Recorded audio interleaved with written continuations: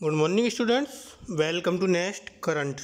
आज है आपका 2 दिसंबर 2020 और 2 दिसंबर 2020 से रिलेटेड जो इम्पोर्टेंट क्वेश्चंस होंगे उन्हें मैं यहाँ पर डिस्कस करूँगा और सभी क्वेश्चन से इम्पोर्टेंट फैक्ट भी आपको बताता हुआ चलूँगा। आप आज की वीडियो की PDF फाइल इस वीडियो के डिस्क्रिप्शन बॉक्स से भी डाउनलोड कर सकते हैं। अगर आपने अभी तक हमारे चैनल सब्सक्राइब नहीं किया है तो इस वीडियो के नीचे आपको सब्सक्राइब बटन मिलेगा, आप वहां से हमारे चैनल को सब्सक्राइब कीजिए और साथ ही नोटिफिकेशन बेल को भी प्रेस कीजिए ताकि हमारी तरफ से दी जाने वाली सभी वीडियोज़ का नोटिफिकेशन आपको सबसे पहले मिले। इसी के साथ आप हमारे चैनल को ज़्यादा से ज़्यादा शेयर भी कीजिए। शेयरिंग लिंक आपको डिस्क्रिप्शन में भी दिया गया है। और इसी के साथ जो इस बार हम दिसंबर से एक नया स्टार्ट करने वाले हैं, जिसमें हम दिसंबर के एंड में या जनवरी के शुरुआत में ही जो भी दिसंबर के आपके इम्पोर्टेंट डेज होंगे, हम उन सभी इम्पोर्टेंट डेज की एक अलग सेपरेट वीडियो भी बनाएंगे। जो डेली इम्पोर्टेंट डेज आते हैं उन्हें तो हम डेली कराएंगे ही, इसी के साथ एक पूरे मंथ का इम्पोर्टेंट डेज का सेपरेट वीडियो भी होगा ताकि आपको एक साथ रिवीजन करने में भी आसानी हो। उसकी भी आप PDF फाइल विद रिटन आप उसको भी डाउनलोड कर सकते हैं। उसमें जो कॉन्सेप्ट होगा, हम ऐसा क्यों मनाते हैं, वो सभी आपको रिटन में भी मिलेगा, तो आप वहाँ से हमारी PDF फाइल डाउनलोड कर सकते हैं। लेकिन वो PDF फाइल आपको जनवरी से मिलेगी जो कि दिसंबर की होगी। इसके बाद हर महीने एंड में आपको लास्ट मंथ की PDF फाइल मिलती चली जाएगी। चलिए शुरू करते हैं आज का अपना first question. British Academy of Film and Television Art break through initiative के लिए किसे एम्बेसडर घोषित किया है? तो किसे एम्बेसडर घोषित किया है? Option A AR Rahman.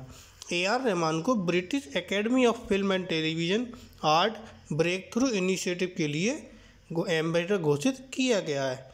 इसी के साथ जो नेटफ्लिक्स है, नेटफ्लिक्स द्वारा समर्थित पहल का उद्देश्य है भारत में फिल्म, खेल या TV में काम करने वाले 5 प्रतिभाओं की पहचान करना और समर्थन करना। नेटफ्लिक्स ने निकाला है कि जो फिल्म में, टेलीविज़न में, खेल में कोई भी लोग काम करते हैं, इसमें 5 प्रतिभाओं की पहचान करनी है, उनका समर्थन करना है। नेक्स्ट क्वेश्चन आता है आपका, विश्व एड्स दिवस कब मनाया जाता है? तो विश्व एड्स दिवस आपका 1 दिसंबर को मनाया जाता है। इसका भी ऑप्शन ए सही होता, 1 दिसंबर। विश्व एड्स दिवस जो था वो सबसे पहले कब मनाया गया था? तो विश्व एड्स दिवस सबसे पहले 1998 में मनाया गया था। यह वैश्विक स्वास्थ्य के लिए पहला अंतर्राष्ट्रीय दिवस भी था। अंतर्राष्ट्रीय दिवस पहला था ये विश्व एड्स दिवस। इसी के साथ इस बार का जो विश्व एड्स दिवस है 2020 का, इसकी थीम क्या है? इसकी थीम है global solidarity resilient HIV services. Global solidarity resilient HIV services, ये इस बार की थीम है, तो इसे जरूर याद रखना। नेक्स्ट क्वेश्चन, कौन सा राज्य जल्दी सड़क दुर्घटना पीड़ितों के लिए एक मुफ्त एम्बुलेंस सेवा शुरू करेगा? तो ऐसा कौन सा राज्य है जो सड़क दुर्घटना पीड़ित के लिए एक मुफ्त एम्बुलेंस सेवा शुरू करेगा? तो वो है आपका पश्चिम बंगाल। ऑप्शन डी सही होता है, वेस्ट बंगाल। कम से कम 150 एम्बुलेंस के साथ यह सेवा शुरू होगी और राज्य सरकार जो है इस समय दुर्घटना संभावित क्षेत्र जो भी होते हैं उसके आसपास की जो अस्पताल है उनका नक्शा तैयार करने में लगी है। कम से कम 150 एम्बुलेंस होंगी और जो भी आपके जो दुर्घटना क्षेत्र होते हैं, कुछ ऐसा होता है कि उस जगह पर दुर्घटना ज़्यादा होती है, तो ऐसे कुछ क्षेत्र होते हैं हर जगह, तो ऐसे जो भी क्षेत्र होंगे और उसके आसपास के जो अस्पताल होंगे उनका एक अलग नक्शा तैयार कर रही है आपकी पश्चिम बंगाल सरकार। और यह जो सेवा है वो मुख्य रूप से GPS प्रणाली पर काम करेगी और इसके लिए राज्य सरकार को लगभग 30 करोड़ रुपए की लागत भी वहन करनी होगी। अगला क्वेश्चन आता है आपका, अब जैसे पश्चिम बंगाल आया तो पश्चिम बंगाल के बारे में वहाँ ज़िले की संख्या कितनी है, इसके बाद वहाँ का मुख्यमंत्री कौन है, राज्यपाल कौन है, वहाँ पर लोकसभा सीटें, राज्यसभा सीटें, इन सभी को हम बार बार वीडियो में बताते हैं। इससे हम एक सेपरेट वीडियो आपके लिए लेकर आ रहे हैं जिसमें एक ही वीडियो में आपका पूरा कॉन्सेप्ट होगा। आप वहाँ से उस वीडियो को एक साथ भी देख सकते हैं और इसी के साथ साथ आप उनकी PDF फाइल डाउनलोड करके उनका प्रिंट भी ले सकते। तो आपको एक ही वीडियो में, एक ही PDF फाइल में सभी हमारे 29 राज्य जो होते हैं इसी के साथ हम केंद्र शासित प्रदेश की भी बात करें तो वो भी सभी हम एक ही वीडियो में कंबाइन करेंगे। ऐसा हो सकता है कि एक वीडियो में हम मुख्यमंत्री राज्यपाल को लें और दूसरी वीडियो में हम जिलों की संख्या, लोकसभा सीटें और राज्यसभा सीटों को लें। इसी के साथ जैसे जैसे हम आगे चलते चले जाएंगे हम इनकी डिटेलिंग भी और स्टार्ट करेंगे। तो नेक्स्ट क्वेश्चन आता है, कर्मभूमि ITITH क्षेत्र में नौकरी चाहने वालों और नियोक्ताओं के बीच सहयोग करने के लिए किस राज्य सरकार की एक पहल है? तो किस राज्य सरकार की एक पहल है ये? इसका भी आंसर आपका ऑप्शन सी सही होता है, पश्चिम बंगाल। पश्चिम बंगाल जो सरकार है वो ITITH क्षेत्र में जो नौकरी चाहने वाले हैं और जो नियोक्ताओं उनके बीच सहयोग करने के लिए पश्चिम बंगाल की एक पहल है।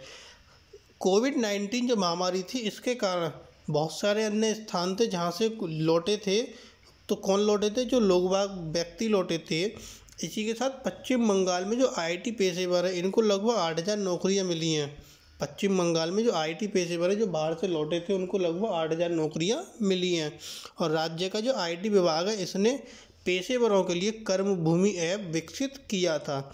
तो उनके लिए कर्मभूमि ऐप विकसित किया था जिससे जो IT पेशेवर लोग थे उनको लगभग 8,000 लोगों को यह नौकरियां मिली थी। तो ये था आपका पश्चिम बंगाल की एक पहल थी कर्मभूमि, जिसके हम कर्मभूमि भी कह सकते हैं। ये एक एप्लीकेशन थी। नेक्स्ट क्वेश्चन आता है आपका, कौन सा देश ग्रीन हाइड्रोजन का पहला परीक्षण शुरू करने के लिए तैयार है? तो ऐसा कौन सा देश है जो ग्रीन हाइड्रोजन का पहला परीक्षण शुरू करने के लिए तैयार है?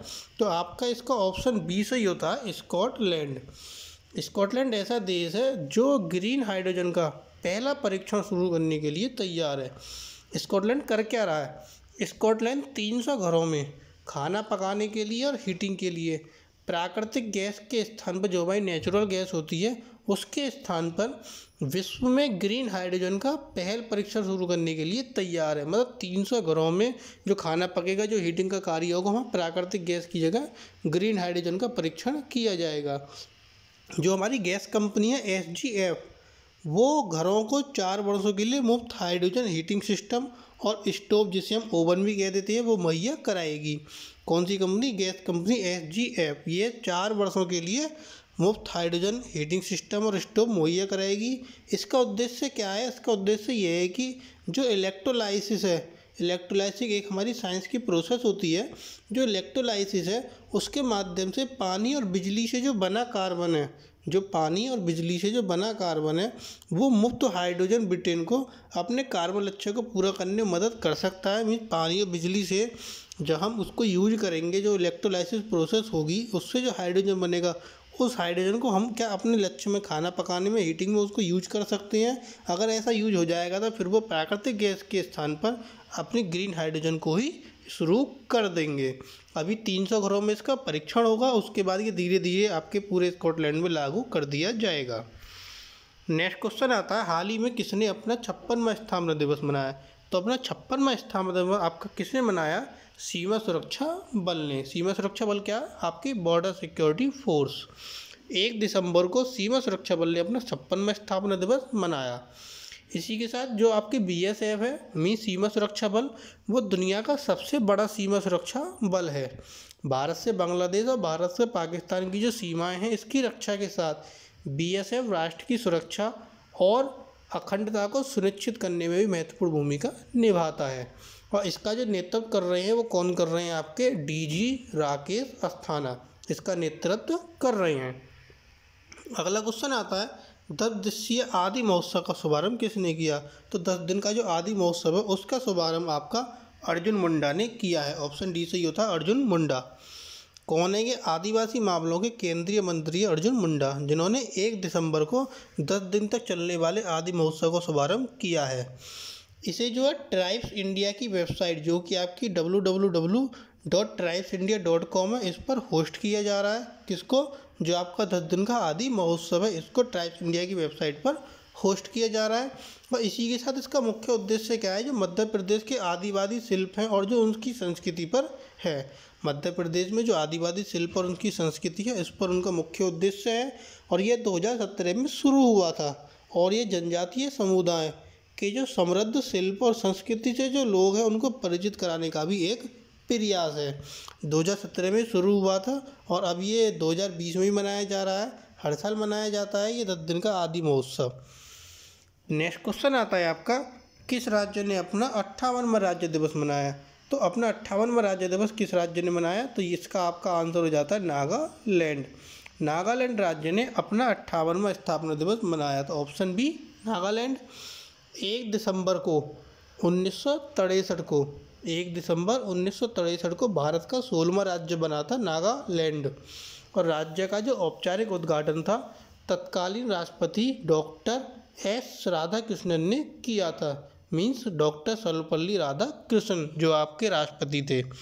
इस अवसर पर जो सिविल सचिवालय था प्लाजा कोहिमा में एक राज्य था और स्तरीय कार्यक्रम आयोजित किया गया था, जिसमें मुख्यमंत्री निफियू रियो ने अपना भाषण दिया था। तो अब अपना 58वां राज्य दिवस किसने मनाया है? नागालैंड ने। नेक्स्ट क्वेश्चन आता है, नागालैंड हॉर्नबिल फेस्टिवल के किस संस्करण की मेजबानी कर रहा है? तो नागालैंड जो है वो हॉर्नबिल फेस्टिवल के आपका 21वें संस्करण की मेजबानी कर रहा है। इसका ऑप्शन सी सही होता है 21। ये जो मेजबानी है वो 1 दिसंबर से 5 दिसंबर तक जो हॉर्नबिल त्यौहार है इस आभासी उत्सव की मेजबानी कर रहा है आपका नागालैंड। और ये जो त्यौहार है वो हर साल कोहिमा ज़िले के जो अंतर्गत नागा हेरिटेज विलेज है उसमें एक मंच पर नागाओं की समृद्ध सांस्कृतिक विरासत और परंपरा को प्रदर्शित करते हुए ये आपका जो है मनाया जाता है हॉर्नबिल फेस्टिवल। एक बार और देख लीजिए, 1 दिसंबर से 5 दिसंबर तक इसकी मेजबानी कर रहा है नागालैंड, और कोहिमा ज़िले का जो आपका नागा हेरिटेज विलेज है वहाँ आपके एक मंच पर नागाओं की जो सांस्कृतिक विरासत और परंपरा होती है इसको प्रदर्शित करने के लिए यह फेस्टिवल या त्यौहार आपका मनाया जा रहा है। अगला क्वेश्चन, हाल ही में किस राज्य ने राज्य भर में कोविड-19 वैक्सीन जब भी जैसे भी उपलब्ध हो का प्रबंध करने के लिए 30,000 साइटों की पहचान की है? तो 30,000 साइटों की पहचान आपके किस राज्य ने की है? उड़ीसा राज्य ने। ऑप्शन बी सही होता है उड़ीसा। इस बैठक में यह भी खुलासा किया गया था राज्य सरकार है उसने निर्विघ्न कोविड टीकाकरण के लिए 83 वैक्सीनेटरों को भर्ती किया है, और इस अभियान में आपके एनजीओ, एनसीसी, सिविल सोसाइटी जैसे हितधारक हैं इनको शामिल करते हुए एक बहुउद्देशीय प्रक्रिया रणनीति भी तैयार की है। अगला क्वेश्चन, यूनिलीवर किस देश में श्रमिक कल्याण और उत्पादकता बढ़ाने के लिए 4 दिवसीय कार्य सप्ताह का परीक्षण करेगा? तो यूनिलीवर आपका कौन से देश में परीक्षण करेगा? तो इसका आंसर होता है आपका डी न्यूजीलैंड। न्यूजीलैंड में यूनिलीवर श्रमिक कल्याण और उत्पादकता बढ़ाने के लिए 4 दिवसीय कार्य सप्ताह का परीक्षण करेगा। अगला क्वेश्चन आता है, इसके ऐसा क्यों करेगा?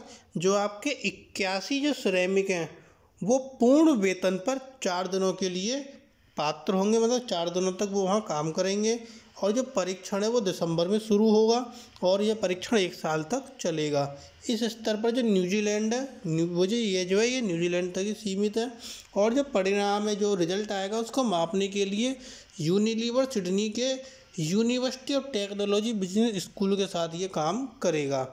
यूनिलीवर सिडनी का जो university of technology business school है उसके साथ ये काम करेगा। वो स्कूल इसका परिणाम नापेगा और फिर आगे यूनिलीवर को उसका रिजल्ट देगा। अगला क्वेश्चन आता है, किसकी अध्यक्षता में एक कार्यदल समिति ने सरकार को अपनी रिपोर्ट सौंपी? तो किसकी अध्यक्षता में एक रिपोर्ट सौंपी गई है? एस.वी. रंगनाथ। ऑप्शन सी सही होता है एस.वी. रंगनाथ। पूर्व मुख्य सचिव एस.वी. रंगनाथ इनकी अध्यक्षता में एक कार्यदल समिति ने 1 दिसंबर को सरकार को अपनी रिपोर्ट सौंपी थी। इसी के साथ जो कर्नाटक सरकार है उसके द्वारा राष्ट्रीय शिक्षा नीति को लागू करने के लिए इस परियोजना का सुझाव देने के लिए नियुक्त किया गया था। किसको? कर्नाटक सरकार को। कर्नाटक सरकार द्वारा राज्य शिक्षा नीति को लागू करने के लिए परियोजना का सुझाव देने के लिए नियुक्त किया गया था एस.वी. रंगनाथ को। और समिति ने जो कर्नाटक उच्च शिक्षा आयोग थी इसकी स्थापना के लिए एक नए कर्नाटक विश्वविद्यालय अधिनियम का सुझाव दिया था। तो एस.वी. रंगनाथ की अध्यक्षता में एक कार्यदल समिति ने सरकार को अपनी रिपोर्ट सौंपी थी। तो ये थे आपके आज के कुछ करंट अफेयर्स के इम्पोर्टेंट क्वेश्चन। आपको हमारी वीडियो पसंद आई तो प्लीज़ ज़्यादा से ज़्यादा लाइक कीजिए, शेयर कीजिए, और अगर आपने चैनल हमारा सब्सक्राइब नहीं किया है तो सब्सक्राइब बटन को प्रेस कीजिए। Thank you.